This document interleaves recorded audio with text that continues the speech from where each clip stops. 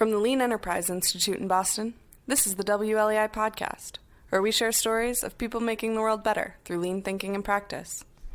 For more information about LEI, including how we can help you apply lean thinking, please visit lean.org. Hello, I'm Josh Howell, on the job at the Lean Enterprise Institute. You're listening to WLEI. The food industry is a frontier for lean thinking and practice with many problems to solve.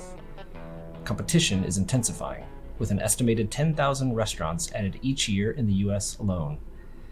Customer expectations are elevating, and the voice of the customer is amplified with social media. Technology keeps advancing, costs keep rising, and labor is scarce, both skilled and unskilled, while wages remain relatively low. And I've yet to mention all the food waste. Fortunately, pioneering food businesses like Zingerman's in Ann Arbor, Michigan, Legal Seafoods in Boston, Massachusetts, and Ben Hartman's Clay Bottom Farm in Goshen, Indiana, are using lean thinking to address these problems and demonstrating for the industry that there is, in fact, a better way. On a recent visit to Zingerman's mail order, I got to sit down with the managing partner, Tom Root. I was there making preparations for LEI's upcoming Lean Transformation Learning Tour that will be happening the week of May 11th. We turned on the microphone and had another in a series of ongoing conversations where Tom and I reflect on our experiences with lean thinking in the food industry and think about how to reach and impact the industry, one that still knows very little about it. Anyway, here's the conversation between Tom Root and I. I hope you'll enjoy, and also I hope that you'll share this conversation, especially with those who you know that work in the food industry. Here it is. So Tom, thanks for sitting down, having a chat. Absolutely. Continuing our conversation, I guess you could say. Sure. And maybe just to get us going, could you introduce yourself, tell us a bit briefly about your story, and then introduce us to the company that you work for, Sure. Zingerman's. Great. My name is Tom Root. I'm one of the managing partners of an organization called Zingerman's Mail Order in Ann Arbor, Michigan. I've been with the Zingerman's community of businesses for about 20 years. I actually came here as the chief information officer and the founder of Zingermans.com. So back in the late 90s, built an e-commerce website to sell food. Yeah. Also the co-founder of a small maker space in town called MakerWorks. And have really become interested in lean and operation stuff in the more recent history over the last 10 or 15 years. Cool. So maybe you could tell us, some folks might be familiar with Zingerman's as an overall organization, Sure. but maybe you could explain a little bit about that too. Yeah, so we typically refer to it as the Zingerman's community of businesses. There are 9 businesses that make up that community. I usually describe it as like a solar system, and each one of the businesses represent a planet. So we have a delicatessen, we have a creamery and a coffee company and a candy company and a training company and a couple of restaurants and that sort of thing. So all food-related businesses, all oriented around a common set of principles and practices and things like that. Okay, so Zingerman's Mail Order is one of those. It's one of those planets. planets. Yeah, okay. Yeah. And when you came into the business as the chief information officer, Yeah. was that specifically for the mail order, or was that in service of the larger community of businesses? Yeah, I was the founder with my partner of Zingermans.com, which was a business unit, one of the planets, but my role as CIO was for all of the businesses for the entire community. Okay. So what took you from that position within the organization, serving the entire community, to being focused on mail order? Yeah. Well, so when we started Zingermans.com, it was to give an e-commerce front end to an existing print catalog and pick-pack fulfillment business. And basically, the long story short is we merged the two companies. And so rather than being a specialist of just e-commerce, we got more and more involved with the overall operations of mail order fulfillment. Okay. Yeah. So this is we call this the WLEI podcast, put on by the Lean Enterprise Institute. So presumably we are here to talk about lean. Yeah, why not? Not only Zingerman's. And Zingerman's is an organization that has been applying lean thinking for quite a while now. Yeah. And so why don't you take us to the beginning of that sort of chapter Sure. in Zingerman's, the community, or Zingerman's mail order specifically. Great. What was happening at the time that you all got started exploring lean thinking and applying it to the business? Sure. So we had an existing e-commerce and catalog pick-pack fulfillment operation that had the good fortune of growing very quickly. In those days, we were growing 25 to 35% year over year each year. And based on the way we were operating, that was requiring very large amounts of space. But mail order is very seasonal. We do 50% of our business in 1 month, and that's December. That's incredible. So we didn't need all that space 12 months out of the year. We just needed it 1 month out of the year. And we kept buying or renting larger and larger fixed spaces. And we had moved the business 3 times in 6 years and just couldn't stomach having to do it again. One of my 3 partners was getting an MBA. He went through an operations engineering class. They were introduced to a book called The Toyota Way. He sent it to us and said there might be something to this for us.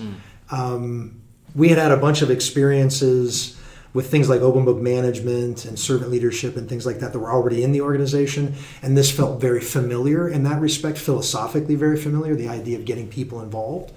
And so we started looking into the mechanics of lean. And we had the good fortune that the author of the Toyota Way book was a local guy, Dr. Leiker. We asked him if he had any students he would recommend working with. We had a PhD candidate spend 3 years with us, and we started running lean experiments. And we're able to demonstrate within the first year that this was going to be a significant improvement to our process and was really going to solve our space problem. We didn't even have any idea it was going to solve a bunch of other problems too, but it was going to solve that space problem. We weren't going to have to move. Yeah. So maybe you could describe a little bit, like what was the layout, I guess, of the fulfillment center before discovering lean, and then what were some of the changes on the shop floor that followed? Yeah. Being that we were human, and the intuition as humans is to batch. We're a gift business. We make a lot of gift assortments, boxes, gift boxes. Our most popular one is called the Weekender. So if we had orders for 150 Weekenders that we had to ship tomorrow, we would take the night shift and we would batch produce all 150 Weekenders. And the way we would do that is we would line up a long table with 25 open boxes. And then we would take our rack of bread and we would go down and we'd put a loaf of bread in each of the 25 boxes. And then a brownie in each of the 25 boxes and so on. And we'd make 25 of them, close them up, and then store them. And then we'd put out 25 more boxes. We'd fill them all up and then we'd store them. And what that meant is as the night went on, the amount of completed gift boxes began to grow and grow and grow. And this is really the source of that space problem. So we have hundreds of boxes, to a point, thousands of full boxes of various types that, by the way, are all packaged to look identical. The only distinguishing mark was a little label on it, right? So here we have these boxes everywhere. Quite literally, one year we had them on top of the bathrooms. We had them in the offices. We had them everywhere. And then the next day we would pick them. And so the first experiment we ran was, what would it look like if we simply made the box to order? And so we created a marketplace, a bunch of pick racks that we could go and get the ingredients. And then if we had an order that had the Weekender on it, we would gather all the items and then build the box and then send it down the line rather than picking it off the shelf. Very counterintuitive because the time it took for me to pick it was only a couple of seconds. Now all of a sudden it was the time it took me to make it, right? And it seems like we're going backwards. All of a sudden it's going to take, but it turned out that it created flow, right? What we now understand as flow. That that the quality of the basket went up because the maker was focused on one and only one at a time. And so they were better built. The accuracy of the contents of the box went up. It turns out that when you're dealing product into 25 nondescript boxes, it's easy to skip one. When I would turn my attention back to the rack to get the loaf of bread, I would skip a box and so it would get to the customer. It didn't have all the stuff in it. That problem went away almost immediately. And so it was, the good news was we had a very early win. It felt like a big jump a big success in terms of quality and that sort of thing. And it was apparent that it was going to solve that space problem. We didn't have all these boxes lying around that we didn't know what to do with anymore. So this big batching, taking what was something unavoidable in the business, the seasonality, the crazy spikes in demand for that 1 month, Yeah. and then just saying, what can we do to make it worse? Well, we can do everything in batches. Yeah, that's exactly right. Just sort of amplify the effect of I also like to tell a story or add to the story that in our genius, we did not put each of the items in the same place day to day. Right, where it went on the shelves or the piles was dependent on whoever did that crew that night. So the weekender, as an example, was not always stored in the same place. So it literally meant that the picking operation was wandering around trying to find where did they put the weekenders last night, right? And that went away as well, right? Well, even beyond that, I mean, to do everything in batches, it's sort of hard to maintain things in the same place, Yep. right? I mean, as they come in and fill up, it takes up a lot of space. Yes. As we consume and consume and consume, Yep. it takes up much less space. Now something else gets put into that space Yep. that wasn't there before. And, Yep. it We just also, keeps we getting had a very long lead time. We would require that if we took an order today, we wouldn't promise to ship it for 2 days, right? Because we needed all that time to get the ingredients in house to make all the gift boxes at once before we could fulfill them. And another thing that we realized very quickly was if we're making them to order, we can pull that lead time much, much closer to the time of order. Yeah. To this day, fast forward, right? We take orders to ship the same day until 5 o'clock at night. Yeah, so that's been, we've known each other for a while now, Yeah. and both have backgrounds, time spent in the food business. Yeah. I mean, just such a remarkable sort of common characteristic of the food business to have really long lead times. Yes. To be doing things in batches. Yes. And you'd think of sort of all the industries in the world that would really not, it would be important not to have long lead times, given the perishable nature of the product, Yeah. that it would be in the food business. Yeah. But in fact, I think that's just the exact opposite. Yeah. I mean, a bolt through a Toyota plant has a much higher velocity, exponentially higher velocity, than a muffin flowing through. Or chopped bakery onions, or right? Yeah, whatever. exactly. Yeah. So I guess as those early lessons were being learned, as lead time, batches, even framing problems around those ideas were coming into practice. As you mentioned earlier, the mail order is one of a number of businesses within the Zingerman's community of businesses that are all, as you said earlier, based on food. Right. So how has some of that kind of learning influenced some of the other businesses as well? And I ask that thinking about the industry as a whole. Yeah. And the fact that, whether it was my experience at Starbucks or other food businesses I've gotten to know over the years, like Legal Seafoods, we see consistently within the industry opportunity to look at those kinds of problems and improve. So maybe here within the Zingerman's community businesses, there's a bit of a model line experiment happening that the industry at large could benefit from. So what's been that experience? Yeah. So the one that immediately comes to mind is I was given the opportunity to go and work with our delicatessen. The famous delicatessen. Yeah, Zingerman's Deli. The interesting component of Zingerman's Delicatessen is, again, they're very seasonal.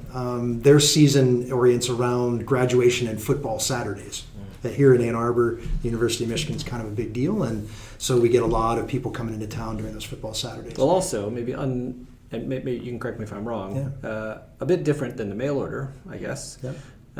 They've got the seasonality that the mail order has, for sure. Yep. Maybe driven by different things, a football game versus a holiday. Yep.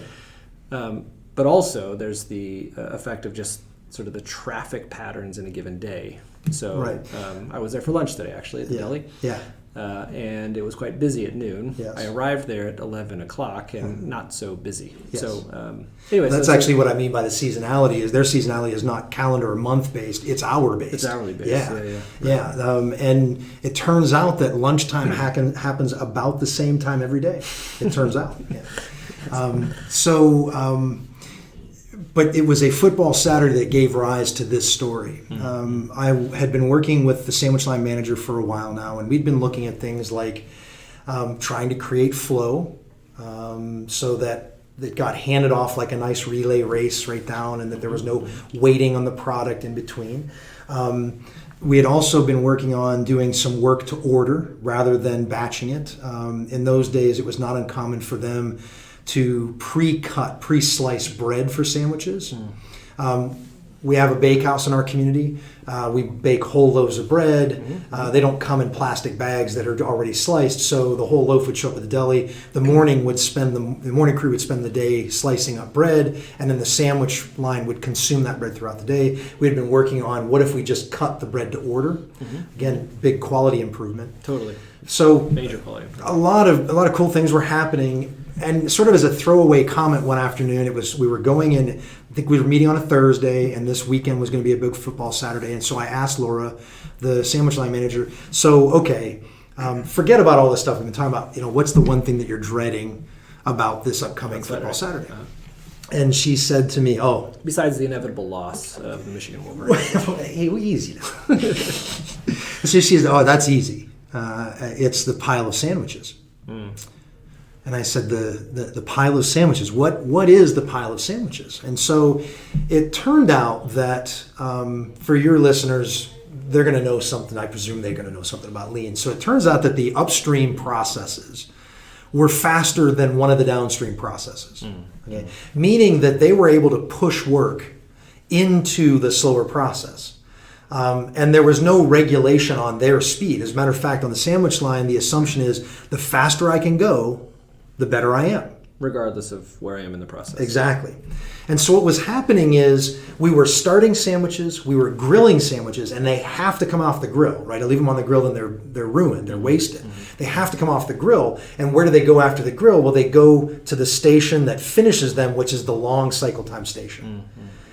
And because there was no regulation upstream, then what would happen is, as the day went on, a pile of sandwiches would amass between the grill and the finish station, which actually had the unfortunate impact of doubling the problem. Because whereas before, when everything was flowing, I would reach, if I'm a sandwich finisher, I would reach for a sandwich. I would have one or two or three to choose from. I didn't have any sorting time associated with that. I would just grab the one obviously I needed and I would finish it. But as the pile of sandwiches got bigger, I spent more and more time at the slowest cycle time looking for the right sandwich in the pile. Searching, yeah. So it became a compounding problem. And it was a total throwaway comment on her part. It's the pile of sandwiches. There's nothing we can do about the pile of sandwiches. That turned out to be one of the biggest changes we were able to help them with.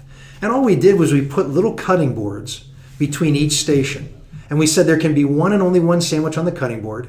And that means that there's a limit to the number of sandwiches that can be in between each of them. And only when there's a cutting board that's open can I start a new sandwich. So we sent information upstream that said, don't keep producing, there's no point, works in progress limits. They were able to create flow. And that helped in two major ways. One was quality, and the second was allergens. If your listeners have anybody in their family that has any allergic issues with food, you know how critically important this is. Right. And so this idea of having sandwiches commingled and me potentially grabbing the one that I wasn't supposed to grab and giving you something that had something you were allergic to was a real problem.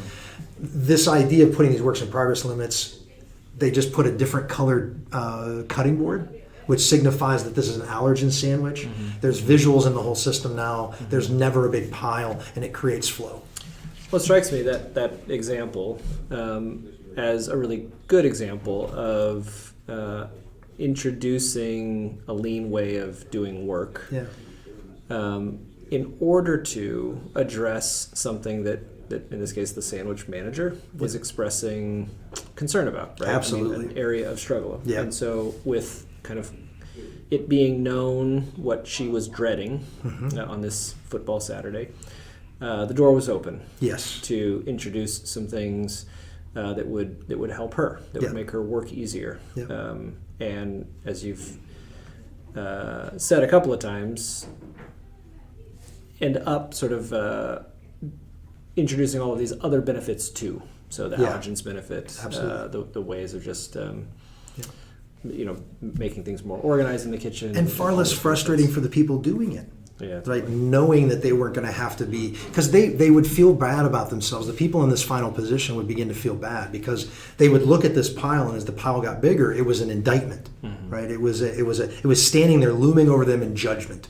You're not fast enough. Slow. Yeah. And that's not good. I mean, who wants to work in a situation like that? Well, it's a part of why I guess I even focus on that aspect of the story that you tell is that this is an industry that is unfamiliar with, or maybe even going so far as to sort of reject lean thinking applied to that business for a lot of the things that you've called attention to, seasonality, day part traffic, lots of variability, all that variation. And so, how can you take something this volatile and put a system built upon stability into it, right? How can that possibly work? One of the things I like to talk about with respect to specifically the food industry is the blueprint for the modern kitchen was developed by Escoffier in the 1800s. This is right. Right? Yeah. And the deal with dinner service at that time in history was that there were going to be a Thursday night, a Friday night, and a Saturday night seating. One seating a night, right? And that meant that Escoffier had the benefit of mise en place, which in his world meant the acquisition and the preparation of those items before dinner service. He might spend 3 days developing a sauce for Thursday night seating. But there was no variability in demand. They knew exactly how many chairs they were, and they were always going to be full, right? And he had the benefit of knowing exactly what was going to happen.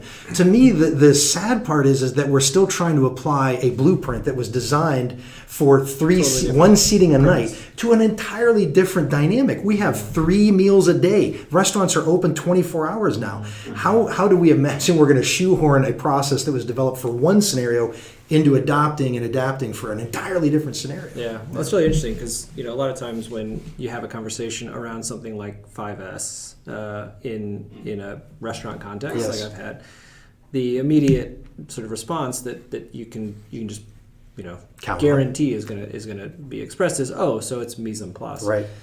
But it's always struck me that mise en place is episodic. It's not like ongoing. Right. I mean, the system wasn't built for, like you're saying, multiple turns. Exactly. It was a build up, Yep. a single pass of consumption, and then a tear down. Correct. Right? Yes. But that's not how. Yeah. That's certainly not how the Zingerman's delicatessen works. No. it's not how really almost any restaurant works. Right. Any modern restaurant tends not to where there's multiple turns, and so the notion of replenishing a station as the station's being used through a technique like Kanban or whatever isn't there, which would actually be sort of a perpetual mise en place. Right, exactly. Advancement there to make that. I think the thing that I've experienced, I think you have too, is that when you talk to restaurant people, they think of prep as something that happens before service. Totally. Prep happens before service. They're two different activities. But in Lean, we might talk about on-cycle and off-cycle work. And when you look at it that way, prep is an on-cycle activity. It is necessary to do the dinner service, and therefore needs to be happening at the same time the dinner service is. It's totally counterintuitive. Yeah, and that's it. Yeah. And my point about bringing up Escoffier too is you have people who are trained as culinary professionals, and they're still drawing from the playbook of Escoffier, and that's why I think you mentioned that they almost seem to be actively resistant. I would say because it is running counter to what they were taught. It's not just accidental, right? What a lean practitioner is asking them to do is the exact opposite of what their culinary instructors taught them to do.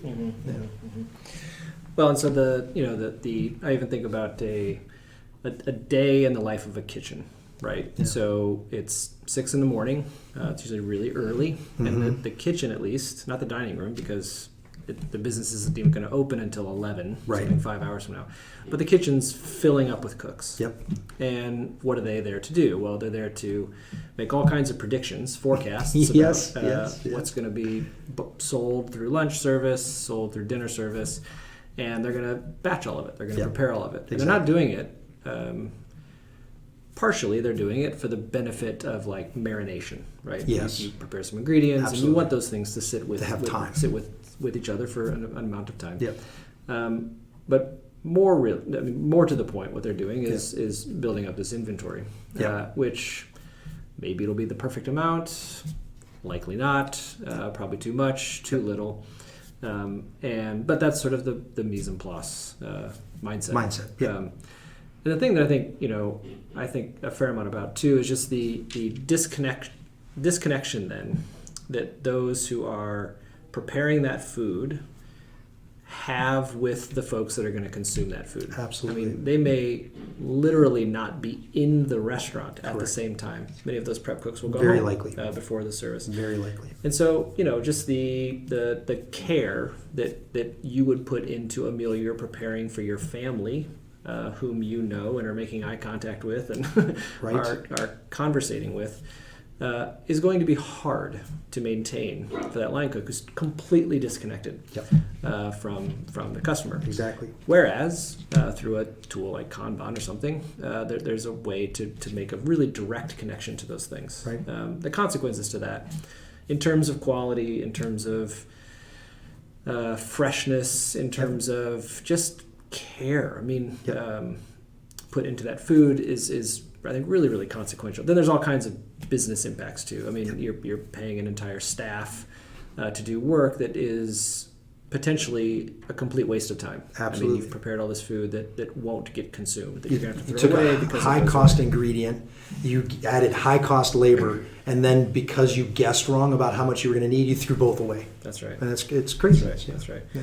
Or sort of the opposite thing happens, which is we all have familiarity with the notion of an 86 board, where these things that we prepped hours ago, we just run out. Didn't make enough. And we don't have enough. And because the prep people went home, that's right. we don't have any recourse. Right, yeah, I love it. Right? Yeah. So too much, too little.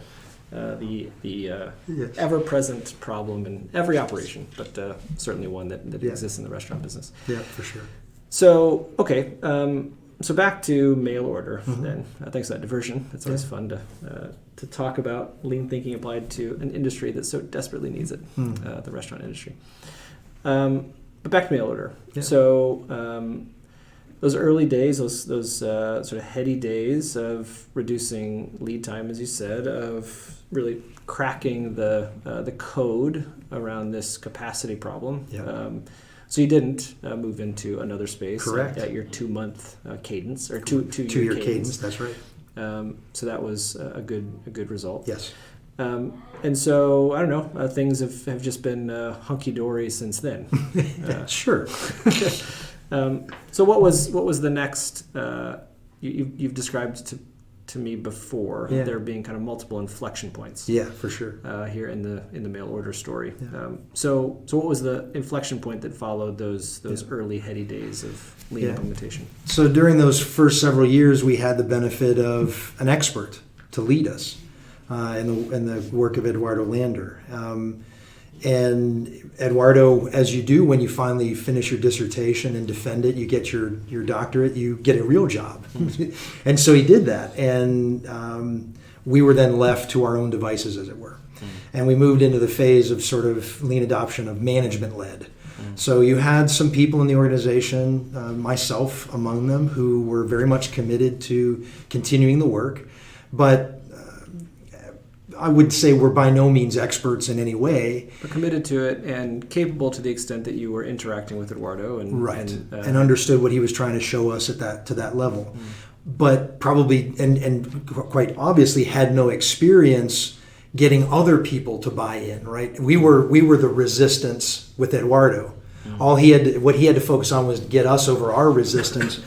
And all we had was our own internal resistance to deal with. Well, now we were dealing with the resistance of the people we were working with. Well, the thing that he had available to him in those interactions was you had a pressing business need. That's absolutely right. So as the management team, what mattered to you, not having to move again, not delivering the best quality food that you knew was possible to your customers. So Eduardo was really meeting you where you had a need. Yes. And that was a good recipe at that time. Yep. Okay. And then and then when he left, we lost the benefit of his sort of, I'll call it stubbornness, his conviction. We had only hours. We also had the fact that there were a number of people who were like, well, look, we did this lean thing. I mean, what more do you want from us, right? Look at how far we've come in the last 3 years. So we settled into a period of time that we now call the dark ages, the dark period. Okay. Where what we were trying to do was not have management lead all improvement. We wanted it to be a cultural thing. We wanted it to be a democratic thing. We wanted the people who were responsible for the work to be the ones primarily improving the work. And we tried lots and lots and lots of different ways, financial incentives, acknowledgement incentives, all sorts of different ways to get people to run experiments and to try improvement. I taught classes during those days that was like a 4th grade science class. This is what the scientific method is. I paid people as consultants to run experiments off the clock, right? So I'm going to pay you this twice your hourly rate to come in and run experiments on the line. And I don't care if the experiment you defined fails. If you have a hypothesis and you find that it's not true, that's still an outcome, right, from a scientific standpoint. We tried lots of things. We tried the Boy Scout merit badge approach to having someone who had successfully completed an experiment to encourage other people to complete experiments and to be their reference point to sort of use the social network concept to do it. And nothing was resonating. We weren't finding the right words. We weren't finding the right processes. We didn't have the right people. Who knows? But it was not coalescing in terms of everything we kind of had to kick the ball and then drag everybody, and then kick the ball and drag everybody. And it was very uncomfortable for a long time. I now say, serendipity is what it is. Sometimes it's just better to be lucky than to be good. And I would say that luckily, after we had struggled with that for a long period of time, we didn't lose our conviction, but we were demoralized at least. We brought in So the term, the Dark Ages, Yeah. in describing this period of time, Yeah. that's a term invented by whom? I think it's a term that I've used recently to describe it looking back. Okay, so but you as a member of management, Yeah. looking back at a period Yeah. where there was a certain objective, Yeah. kind of set by management Yeah. to Yeah. do the right thing, the Yeah. thing that seemed really obvious to do, which is to get the folks that know the work, that do the work day in and day out, to participate in this, not wanting it just to be reliant on you and the other managers. Yeah. So, okay. So, I mean, to me, the Dark Ages fitting in that because it felt like what was most defined that period of time was we stopped learning. We stopped desiring to learn. During the first phase, there was this thirst for it's all brand new. Let's figure it out. Gosh, this is really exciting. What's going to happen today? And then there was a period of time where like, okay, that's because it's hard, right? I mean, that's hard. That kind of convulsive change sustained for a period of time, it can be exhausting. And I think that people got tired. And so the thirst, the desire, it sort of quieted. Then good fortune was we're a very seasonal business, as we said. We bring in at that time, in those days, we'd bring in 700, 800 people to work for the holidays. We brought in a rather inquisitive cohort of people. A number of the people who came in kept asking questions not about how to pack the box, but why do we do it this way? You guys are doing this weird stuff. Why do you do it that way? And they stuck around after the holidays. They ended up getting permanent jobs with us. In large part, by the way, due to the fact that they expressed these questions. They were inquisitive. They seemed interested in it. At the same time, we started doing tours. We started bringing people in to show them at least what we were doing. And then the third component was we have another Ann Arbor guy named Mike Rother who wrote a book called The Toyota Kata. And those three things together sort of coalesced around lighting a renaissance, where all of a sudden there was curiosity again. There was an interest in learning, and we finally sort of gave way to a staff-led culture of continuous improvement where it's no longer separate from the work. It's now perceived as being central to our work. So is there anything that you can attribute the curiosity of that cohort to? I mean, was there something unusual happening that year in the business? Were the the foundational aspects of this way of working at a different place than they had been in years before? Was there more to ask about, for example? I mean, if the year before the work methods were less defined, then it'd be hard to ask questions about things that aren't so well defined. If there's an actual document or something that describes the way of working, you can start to now interrogate that. I mean, there's something tangible. I don't know. I mean, it's a fair question. Nothing is springing to mind. To be honest with you, the thing that actually came to mind was that was probably around the time the financial crisis was occurring. And it's very possible that the people that we had working there that holiday season they were people who, under normal economic conditions, would have been gainfully employed elsewhere. So I feel like they came with their own sort of intrinsic curiosity. I don't feel like it was anything that we did differently that year. I could be wrong, but I didn't feel like it was anything that we were doing intrinsically different that year, but rather they came with that curiosity. And Toyota Kata gave us a language that was instantly relatable. All the things we had tried before then, the scientific method seemed archaic. But when we talked in terms of the kata, people were like, "Oh, I understand. The kata has pictures, right? There's the future state and my current state, and I get it." And so that's why I think it was an amalgamation of a bunch of good things that just happened at around the same time. I don't think it was any one thing. I'm sure not. I think it was very serendipitous. Yeah, I feel it was very serendipitous. So was there something then about the kata approach with that group and the curiosity that they embodied? Yeah.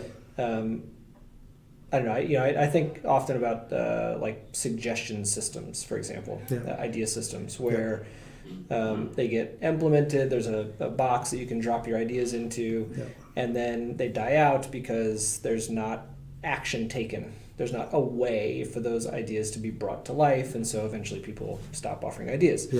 So you have to do both things, like solicit the ideas, take action on the ideas. So, here's, whether or not you were soliciting or not, here's questions being asked, why, and I guess kata as a way to carry out the subsequent steps, the act of actually answering the question why, not simply whatever, because this is how we've always done it here, because this is what Tom says to do. But that's a good question. Let's dig into it. I mean, does that... Well, you made a comment earlier that the reason we started the process was we had a very specific business need, and I realize now we started working with Kata for a very practical reason too. I mentioned that we started bringing people in for tours, and one of the things that we did that year was we took on the responsibility of working with student teams from the University of Michigan. A part of their practical class was to work with a client and practice kata.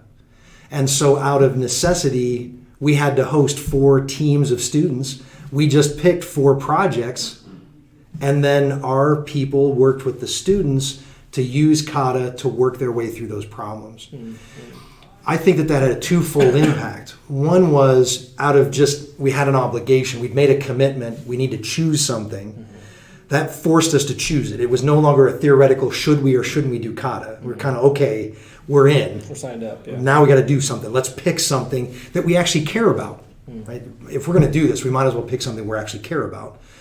And then the second was... As far as the problems? As far as the problems, exactly right. Okay. So, here you have all these staff members. Hey, you're going to be hosting these students. You're going to be spending a lot of time digging into the details of this thing. What thing are you curious about? What thing are you struggling with? What thing is problematic? But the second part of it, and I mentioned giving the tours and having now students in the building, is our staff began to understand that what we were doing was interesting to other people. It wasn't just that we were a mail order company that was picking and fulfilling orders, that we were doing it in a way that was drawing the attention. And in our case, you have to remember, we have people who are working hourly jobs who are now working with, management gurus? Well, but aspiring gurus, right? These are students that are graduate students who are now coming here, and they're dependent upon the hourly staff member at mail order to get their job done, right? And that created a sense of, wait a minute, maybe I have something of value that they're interested in learning more. And what they realized was, in many respects, they knew as much, not only about their work content, but also the study of lean. They knew the vocabulary, they knew the principles, they knew the concepts as the graduate student they were working with. And I think that allowed them to have a sense of pride and a context for their work that was much larger than it just being brownies and bread and bags and boxes. Yeah. Well, so thinking about, I guess I can just think about my own situation, or the situation of folks who might listen to this conversation, that aren't going to have students coming from the University of Michigan into their operation to provide that motivation to their workforce. Sure. So help me think about what would be the equivalent of that kind of an experience that I could create back at LEI, or someone listening could create for their team. Yeah. And you were touching upon a couple of things there. I think the expression of interest in someone's work. Correct. So in this case, it was the students from University of Michigan, but kind of who cares? That's not available to everybody. So there's someone who might come from a position that frontline worker kind of admires, in a sense. Yep. Aspiring managers in this case, university students, but I don't know, it could be anybody who's in a position where that frontline worker might admire this individual, expressing an interest in their work. Absolutely. And then you added some additional ideas like, and then that frontline worker could actually really add value to the improvement activity that was happening. Yep. Add value through their knowledge of the work, which this person whom they admire just couldn't possibly have. Right. At least not relatively. But then also some knowledge of improvement. Yep. So you guys have been at this for a little while, right. and maybe it had felt like it was stalling out, if not going so far as to say like failing in a certain way. Yeah. But now here's a rejuvenation happening, rekindling of the interest. Yeah. And wow, through the combination of my knowledge of the work and this experience I've had before, this exposure that I've had to techniques of work improvement and problem solving, I'm better than I thought I was. Yes. I'm as good as, maybe even better than these folks that I might admire. Yep. So anyway, I mean, I guess I've just offered my kind of take on it. But what do you think about that, and what would you take away from it too? That again could be kind of applicable in any situation, not just one that's down the street from where Dr. Leiker and Mike Rother at the University of Michigan. Well, I really wish I could say that. Oh no, this was all by design. Right. But it was not. Of course. And the way we're even talking about it right now is absolutely has the benefit of hindsight. That's right. Right. I don't think that. In hindsight, I can say that what it was a great example of the idea that the people who are doing the work are most knowledgeable about the work. It became a very practical matter. It was not a theoretical matter anymore. That's right. And so we created how do you do this? Well, you create a practical circumstance where that individual who is doing the work is the expert. You create a situation where they are acknowledged as the expert. Totally. Because then that does a lot of things. For the individual, it allows them to say, wow, all right, I know something. Mm-hmm. I know something better than someone else does. That gives them value. That gives them purpose. Mm-hmm. By acknowledging that, you're honoring that, right? So, I think that it was not by design, but in practical terms, what it did is it allowed them, it was a great example of the person doing the work as the expert. Mm-hmm. And then we're going to honor that expertise, and we're going to place a value on that expertise, and that the real solution to their problem is in their hands, right? And that if we give space for that, in this case, we did because we thought we were doing something for the university students, but we gave space for them to make improvements. I don't know, try it out. Let's see what happens. We got all these secondary benefits. And did the business benefit? Of course. But I would still argue that the business benefited much more because we had people who got engaged and were excited and interested and felt of value. So, all right, so you've got this instigating force coming in. Yeah. You've got the students coming in, they're signed up, you're signed up, Yep. we're going to make this happen. Yep. And some good things started to emerge from that. Yep. And then the students finish their class. Yep. They might even go so far as to graduate, and now they're gone. Yep. And let's place ourselves in a summer month. Yep. So they're not replaced yet by the next Right. group of students. Right. So what still is the experience of the loss then, the subsequent loss of that instigating Yep. factor with the culture that you're trying to create here, Yeah. one that is continuous, not Right. not just based on the school term. Right. Yes. Yes. How's been that experience? Did it naturally just continue, or has it challenged you in additional ways? Well, the good news is that the practice of practicing, intentional practice, is that you develop a skill set. You recognize the behavioral patterns, you recognize the rigor, and you understand that I would say that they learned that they didn't think about it as an abstraction when they started. They looked at it as an SOP. I'm going to follow these steps and do these things. But by doing it over and over again, with the intentional practice of doing it, they learned that, wait a minute, this is a tool that can be applied to this other circumstance. And that's what happened. So we had the 4 teams that started, and we had people in each of those teams on our staff that populated those teams, and they learned the practice. And then someone else came along and said, I got a problem. And one of them would say, well, what if we tried to approach that with kata? Right? What if we try to approach that problem with this tool that we just learned? And then they tried it in a different context. And lo and behold, it holds up. It ends up working. And so then there was like, it's like it happens where you hear a word for the first time, and then you hear the word all the time. You see that car on the road you haven't seen, and then you see the car all the time. Well, all of a sudden, they learned a tool, and they learned, this is a hammer, and then everything started to look like a nail. Now, in some cases, that's a really bad thing, but in this case, it's a really good thing. I was going to say, where are we going with this analogy? Yeah, no, in this case, it was a really good thing. I learned that kata is a way to sort of learn about my problems.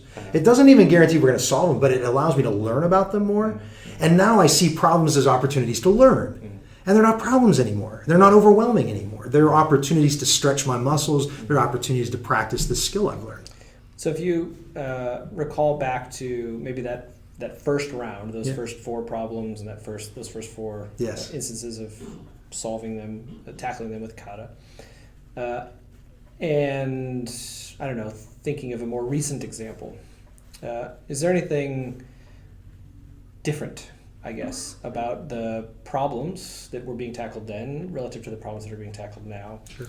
And I don't know, anything else different about the approach taken? Is there, I don't know, different ways that management is engaging and supporting that activity? Is there, so you've had cycles now. Yep. So thinking, I guess the question is sort of getting at the PDCA on the kata itself, the PDCA itself. Right. Anyway, interested in that. Yeah. Yeah, I think, the trick is familiarity can breed contempt, right? So anything that we've done long enough begins to feel tired. And so I think the challenge that we're faced with now is it feels familiar. It feels tempting to begin to cut corners. It feels tempting to not practice of kata itself. Exactly. Yeah, it feels tempting to, I don't have to. I make this reference all the time back to food service. What's the difference between cooking and baking? Cooking, it's not uncommon to see something like seasoned to taste. One does not add baking soda to taste, right? Baking is a very precise exercise. And I try to teach, when we talk about it here, that kata is like baking. This is not a metaphorical, you might go through processes that look something like this. It's meant to be interpreted as very deliberate. The scientific method isn't, sometimes I start with a hypothesis and sometimes that's not the way it works, right? So I think that's the part where we're dealing with now is, but I still would argue that the way we keep that fresh is by we continue that engagement with students. Because we feel the obligation, even if we feel like it's okay to cut corners, we know that would be a disservice to them. So having that would be the other part of it, is having an external accountability component. Like if you're going to the gym and you hire a personal trainer, you wake up in the morning, you still don't want to go to the gym, But the idea of being embarrassed with that personal trainer is much more difficult to get over than the fact that I paid the membership and I'm not going to get my money's worth, right? Mm-hmm. So I think the students have created that kind of thing. It was an accountability person that they didn't feel beholden to like a manager. Mm-hmm. They felt an obligation to like a teacher, right? And that seemed like an important component of it too. So whether or not this is in practice here now or not, can you imagine that accountability coming from some internal means too? I mean, so the characteristic that you just pinpointed was as a teacher. Yeah. So, you could have peers of yours as a frontline worker or a supervisor that you could be teaching. Yes. And so the mechanism of having those folks come around regularly to be taught, to learn. Yep. And the recognition that we want to teach well. We don't want to teach the corner-cutted version of this, but the sort of the complete version of this. Yeah. Remember back at the beginning, we talked about being the good fortune of being a part of a solar system of businesses. Yeah. That external accountability is there's now enough interest in what's going on in mail order that people from our own business community are coming here. And there's that external accountability where we feel an obligation to teach them well. Mm-hmm. So we have the good fortune of having a built-in group of people who are periodically calling us up and saying, hey, I'd like to come and take a tour. I hear you're doing interesting things. I want to see about it. Mm-hmm. We have that twofold effect. One, I feel better about what I'm doing because other people are interested. And two, I have this person I feel accountable to, not out of obligation, not because it's my job, but because I want the best for them. I want this relationship can be a mutual benefit. I want them to do well, and that means in order for them to do well, I need to teach well. Well, I think about that we have this these LPPD, lean product and process development principles and practices, and one that the team often talks about are cadenced meetings. But even stripping away meetings from that, just the notion of like cadenced activity. Absolutely. So a lot of my work for LEI has been serving as a senior coach, working with organizations. There's no doubt in my mind that the fact that I keep showing up drives certain behavior, right?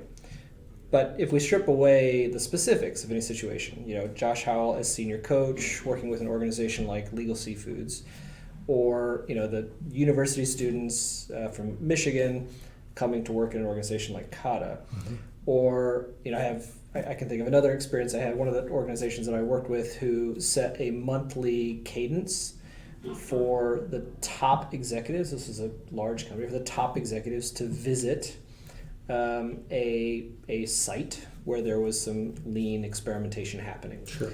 And every time that sort of cadence gets set in place, good things come. I mean, it builds patterns, it builds habits, it builds rituals that if those things are being put around the desirable activity, correct. So problem solving, not yelling at each other and blaming and that's right.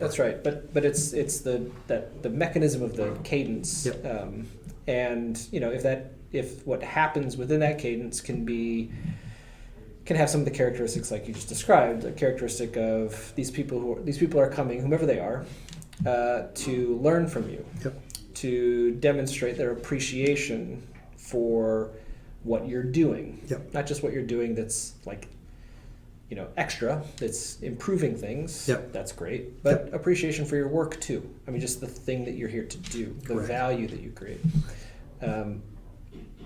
Anyway, just as we reflect on, so this is the Zingerman's mail order story. Right. No one is listening, or very few people who are listening that will matter to them. They don't work here. But they do have situations where they're probably struggling with the same thing. Sure. They're struggling with buy-in, with getting that culture to take root deeply. They're struggling to get these practices happening consistently. They're struggling, with any manner of things. And so, although maybe in the story that we're reflecting on with you, much of it wasn't done on purpose. There was serendipity involved, of course. Serendipity. There were just things that happened that in retrospect we can say, oh wow, that was really fortuitous that it worked out in that way. Yep. And of course, everyone listening is going to have their own stories that, Yep. that are filled with serendipity and filled with Yep. random choices. Yep. But tomorrow is something that we can actually be more proactive Yep. with. And so, what are the things that we can put in place tomorrow? What's the cadenced activity that we can instill Yes. into our operation Yep. that might derive all these benefits? I'll even offer, prior to Lean, we became practitioners of open book management. And open book management, one of the parts of that recipe is a weekly huddle where we review the financial health and well-being of the organization. So to your point about having some type of a cadenced activity that had a rhythm and a rigor and a pattern that could be followed was very transformative. Having nothing to do with Lean. Totally. Yeah. And so, we come back to the unique challenge of this business, but a challenge that many businesses can relate to, which is the challenge of volatility, fluctuation, unpredictability, variation in the most driving force into our business, which is that of, coming from customers, Yep. the demand that they express. Yep. And so here, that comes in the form of very busy Novembers and Decembers. Yep. At the Delicatessen, it comes in the form of extremely busy lunches on football Saturdays. Correct. But every business, that is out there has some version of that. And Absolutely. so that's crazy, volatile, to some degree, kind of unpredictable. Yep. Although, I don't know, often more predictable than maybe we I would say acknowledge. unmanageable. There's not a lot you can do about it. But the things we can control. Yes. Putting a cadenced huddle around an open book management system, Yep. or regularly scheduled visits from the local university students, Yep.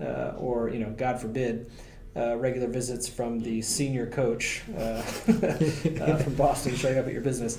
But anyway, that's a pretty practical mechanism that we can recognize is either in place or not, and recognize that is a PDCA opportunity screaming to be leveraged. Yep. Right? Yep. For every time that cadence occurs, there is a chance to plan it for the next time. Totally. We are going to do it as frequently as possible.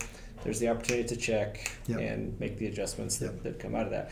So the PDCA on the PDCA, the kata on the kata. Totally. We're going to get super meta. Super here. meta, right? Yeah. Anything you can do, I can do meta. I think Rothru would be proud of Yes, our attempts to wade into the meta territory. Yes. Here. Cool. Okay. The one thing I would like to add to that is, because I'm sure that people are out there and they're thinking about this, I don't ever want to suggest that a certain amount of patience, we have a phrase in Zingerman we call GNP, gentle never-ending pressure. In order to keep the wheel moving, right? In order to keep PDCA functioning, one has to exert pressure to keep it functioning. If we agree that there's value in this cadence pattern, then the worst thing we can do is allow that pattern not to occur. Totally. So a certain amount of gentle never-ending pressure, if you want to use the kind of, or just raw stubbornness, if you want to be a little more aggressive about it, is going to be necessary, was necessary in our case. The easiest thing in the world to do for any of the people who were involved in us adopting Lean, the easiest thing in the world to do at 1,000 moments during the last 15 years would have been to put our hands up and said, you know what, never mind. That would have been the easiest thing in the world. Yeah. If there's somebody right now that's sitting there thinking, I don't know, try it again tomorrow, right? Just try it again tomorrow. And then the day after that, try it that day too. Yeah. Yeah, there's a number of things that I've come across just in my own need to hear about others' experience with that kind of approach, that cadenced approach. John Drago's, one of the LPPD coaches, has a wonderful article where he sort of describes the predictable pattern of the implementation of Obeya, a visual management place, and cadenced meetings. And he warns you when you get started with this, it will quickly feel bad.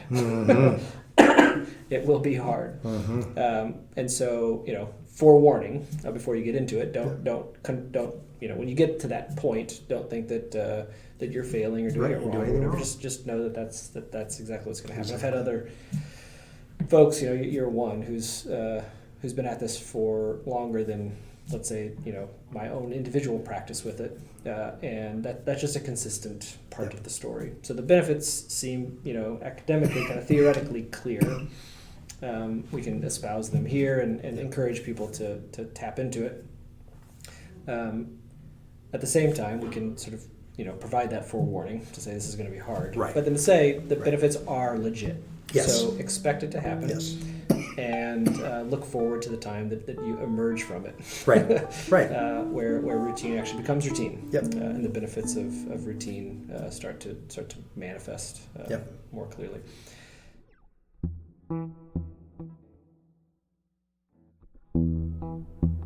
And that's a wrap. I'd like to thank Tom Root for the conversation. I'd also like to thank Zingerman's, a company who's discovering and showing the way forward for an industry with lots and lots of problems to solve. I only hope more food businesses will follow their lead. I'd also like to thank Emma Ripp, who produced this podcast, and the team at LEI, who are putting in a tremendous amount of effort preparing for the upcoming Lean Summit 2020 that will be happening in Carlsbad, California on April 6th and 7th. We look forward to seeing many of you there. And as always, I invite you to be in touch, sharing feedback and or ideas for future episodes. You can email us at pod@lean.org. In the meantime, like you, I'll be working and learning on the job. Bye-bye for now.